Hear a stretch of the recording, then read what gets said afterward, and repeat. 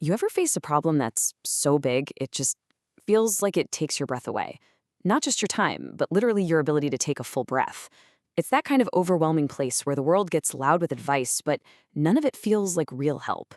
Well, we're going to dive into a story that offers a totally different path, not through speed, but through clarity. And that's really our starting point, isn't it? Most of our biggest challenges, they don't show up with a big bang. They're more like a quiet creep, a stain on the ceiling you keep ignoring, a bill you don't open, this growing sense of dread. They're the kind of problems that make you avoid certain rooms in your own house, maybe even in your own life. So to make this real, let's talk about a guy named Hank. Hank was the kind of guy who fixed things before they broke, a man who used a label maker like it was his religion. He was competent, he was in control. But after his wife died, everything changed. The house, and Hank right along with it, just started to unravel. And this, right here, really shows you the anatomy of being overwhelmed. On the left, you see the man Hank used to be. And on the right, you see what grief and just paralysis did to him. He went from being proactive to just reactive, from organized to avoidant.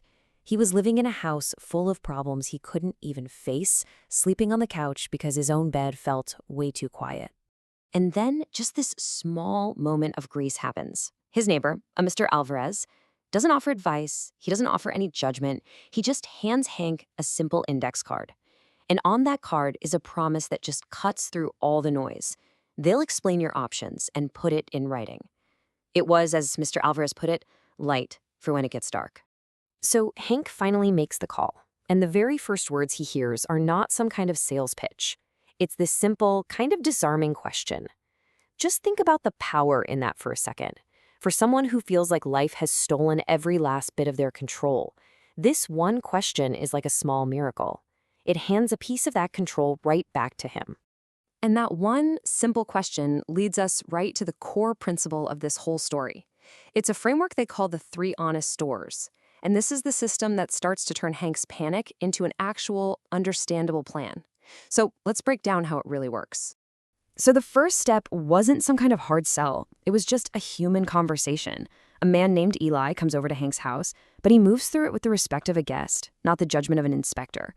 He doesn't see moral failures. He just sees what is. Water did what water does, he says.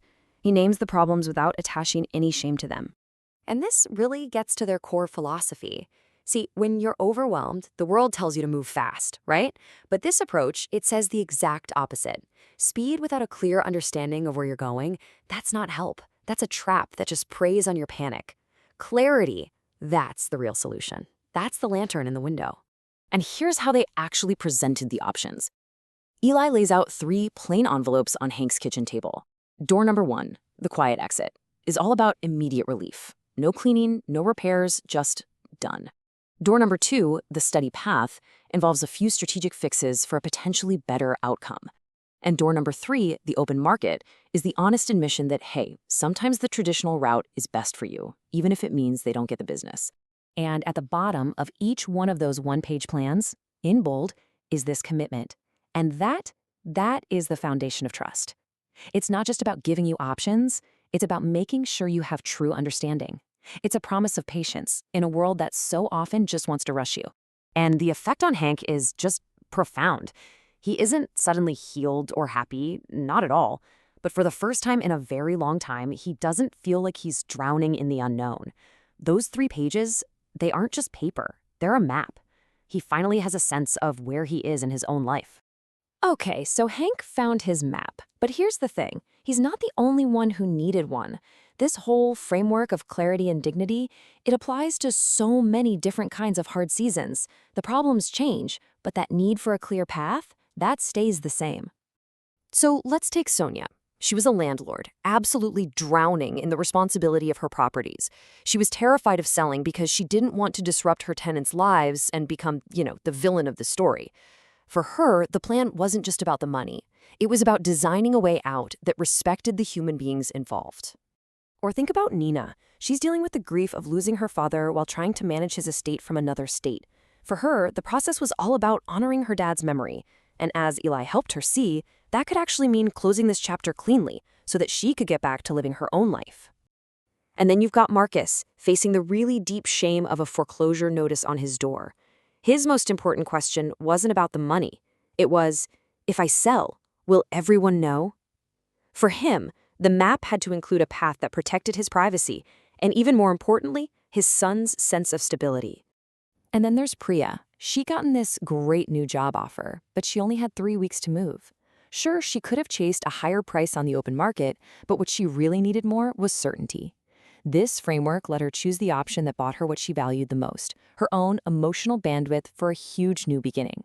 And this quote, "This is why the written plan is so central to this entire approach. It is not just a formality. It's a deep recognition of how our brains work. When we're stressed out, our minds, they don't work the same way. A written plan is an anchor. It's a tool for dignity, making sure people can actually understand what is happening to them and for them."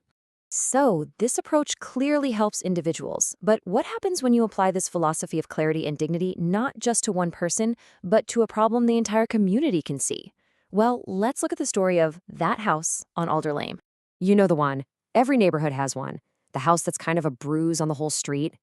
This one was stuck in this awful legal and emotional knot. But the process to fix it followed the exact same pattern. It started by offering the totally exhausted family the 3 doors. Then came a transparent, documented rehab funded by people who cared about making an impact. And it ended not with some high-pressure sale, but with a community open house with warm soup. And this is the result. That house was transformed from a symbol of neglect into a symbol of what's actually possible. A bruise on the block became a promise to the whole neighborhood that blight isn't permanent, and that problems, when you handle them with care, can actually become opportunities for connection. So, okay, why does this whole story matter to you? Well, because the principles behind that lantern in the window, they aren't just for real estate. They are for any overwhelming problem you might face. And it all comes down to asking the right questions. And here they are. 3 questions that can honestly change everything. First, demand at least 3 real options and really understand what each choice costs, not just in money, but in time, stress, and peace of mind. Second, insist that the plan is put in writing. If it's real, it can be documented. And third, and this one is so important, ask how your dignity will be protected. Your story is not just content for someone else's marketing. And this all brings us to the most crucial takeaway. The best choice? It's almost never about the most money.